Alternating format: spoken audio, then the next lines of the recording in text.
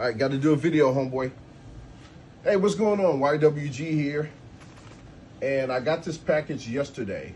These are my seeds, what I'm growing for 2026. I literally forgot what I ordered. I kind of remember one, but let's see what we have here. We're gonna try to grow this watermelon this year. I think this is Janosik. I've never heard of it, but it's a yellow watermelon. I like that. Here's my silver Yamato. I tried to grow this before unsuccessfully, but try again. Orangelo. Yeah, we're gonna try to grow some Orangelo. My helper just fell asleep. Okay, Pippin's Golden Honey. So we're gonna try some different seeds. Hey, who you growling at? All right, nothing. This is one that I'm really interested in growing. Strawberry watermelon. My favorite cat-looking cabbage, which is weird looking.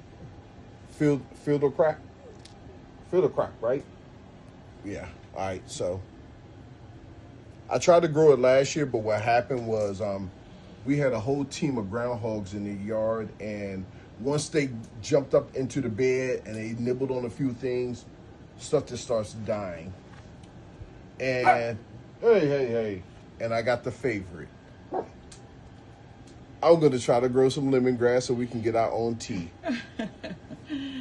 Yeah. So this is the start of what I'm gonna grow this year. I do have a lot of other seeds that I'm going to try. We will probably be growing this season probably about 40 different vegetables and fruit. You see behind me, I'm trying a little experiment. I have some cayenne peppers, seeing if I can grow them in the house, and so far we're looking good.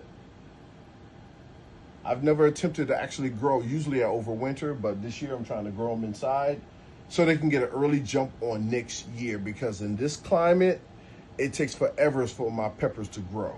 But if I can keep this alive another 2-3 months, we're doing good. Take them outside when it's warm.